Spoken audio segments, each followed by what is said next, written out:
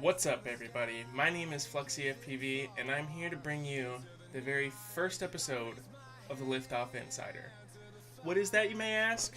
Come, take a seat. I'll fill you in.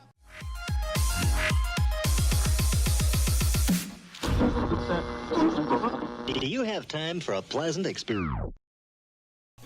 To get started, you want to know what the Liftoff Insider is? Well, my idea of the Liftoff Insider is some sort of entertaining, educational content that we can put out to the Liftoff community and the FPV community to hopefully bring more people in, show people what Liftoff has to offer, show people what FPV has to offer, get the gamers in here, and have fun. I mean, the greatest, this is all about having fun, is it not? Let's just have some fun. So, first episode, I'm going to walk through the menus. This is really for someone who hasn't played Liftoff before, doesn't really know much about it. I'm going to walk through the menus, show you what the game has to offer. We'll dive down deep into each one, probably in different episodes, as far as like controller configuration and all sorts of that kind of stuff goes. But for this one, I'm just going to give a brief overview of everything, and we'll go from there. So when you first load up Liftoff, you're going to be prompted with a controller configuration screen, a little wizard to run through, set up your controller, get you flying. Whatever controller you may have, there will be guides on the Steam market. I'll show you how to get to those later. And I will also be trying to do videos at some point in time later on, depending on what kind of radios I can get. Because right now, what I have is right here. This is my Tyrannus QX7. If you don't have a radio yet, very good radio for a very decent price. About $100 get you this. You can fit crossfire modules in them, get that long range going.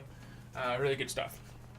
So I'm just going to go ahead and go through these menus, walk through them, show you what they got, and we'll go from there. So the tutorial menu, this should be pretty self-explanatory. You come into this section and there's videos here. Some of them are videos only. Some of them are videos and tracks to actually get some practice in. Come through here, run through these, take a look at them, take what you can from them, and then you go to the next step. Then you're going to want to come over to Free Flight. And in Free Flight, I've spent hours and hours and hours here before I even stepped into a race. There's tons of sweet environments. I think probably the coolest one is this Hanover track. It's got tons and tons of different obstacles and stuff for you to learn to fly around. Lots of cool places to go and explore. I think it might be the biggest map that they have.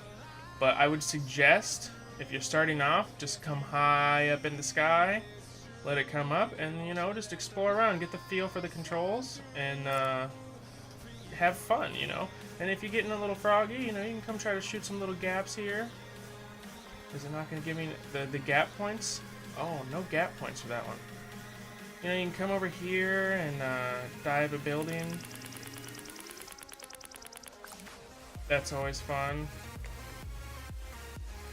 It's a good time. I'm not going to spend too much time here and watch you guys let you guys watch me flip the quad around for a little bit. I'll go ahead and move on to the next step, which would be once you feel a little bit comfortable there, step into racing. And here's another thing that I have to touch on. Something that I really have to touch on here. So, a lot of guys are going to be like, oh, I don't really care about freestyling because I just want to race. And a lot of guys are going to be like, oh, I don't care about racing because I just want to freestyle. Well, that's all fine and dandy. Like, everyone has their preferences and everyone likes to do what they like to do. Me, personally, I like to race. I also like to freestyle a little bit on the side, like for fun, because it's fun. But I don't think that you should ever limit yourself to just one or the other, because there's so much things to be learned and to be taught from doing each one.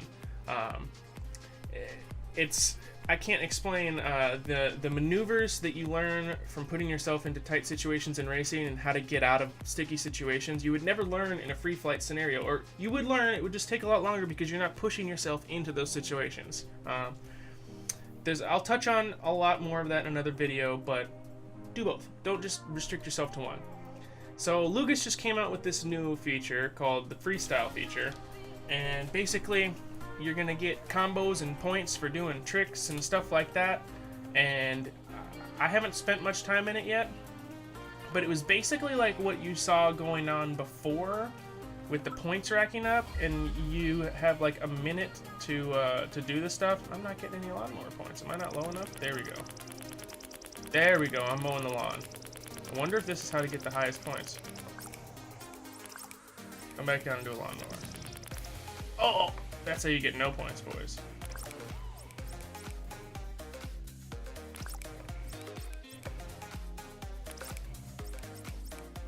I'm not very good at freestyling, but I can do that.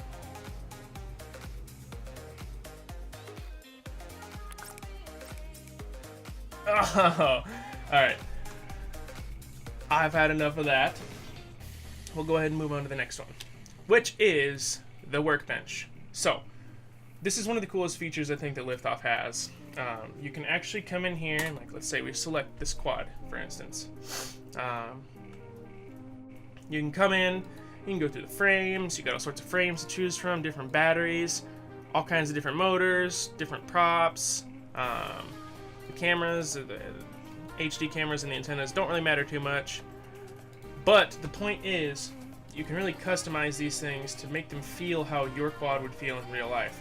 Or you can customize these things to make them super duper freaking fast and kick some ass in some races. But yeah, spend some time on the workbench, tinker around with stuff, set up your own setup, have fun. Next thing, track builder. I have not personally spent any time in here. However, hats off to the guys who do. We have a great community in Liftoff that I mean, I just can't explain to you. You have to see the amount of tracks and the quality of the tracks that people are building. So basically with this track builder, you can come in and build your own custom racetracks. And people have built some really sweet, there's over like 1,000 racetracks right now. And I'm going to say a majority of them are super cool. I haven't really played much of any of them that I didn't like. So that's one thing that I will touch on later on down the line. But the tracks, they're awesome. So if you come down to multiplayer tab, we've got multiplayer lobby. Click on this, it's going to take you to a lobby where you can join other people who are either, this guy for instance, he's free flighting, you know, just freestyling around. This is my buddy Ploop here. He's racing on Neon Town, which I'm going to have to get in on in a sec, right after this video. But yeah, come here. Don't be intimidated by racing with people who are faster than you. That's the only way that you're going to get better. You need to push yourself harder, because if you're sitting there dilly-dallying around, scooting around the track at your own pace, you're not going to push yourself past your boundaries and learn what it feels like to race really fast. I don't know. It's something you got to do. You have to push harder. So, next thing up, we have the leaderboards. These reset monthly now, but these are basically for all of the default tracks on Liftoff. You go through here, check out the leaderboards if you want to be on them. I needed to go put some times up apparently, because I'm not on very many of them. I like to be on the top of them, but it's a good time.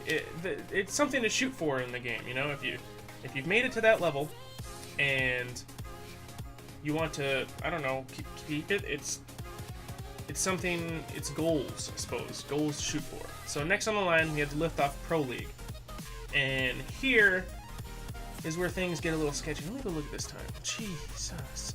FPR Dan put down a 139.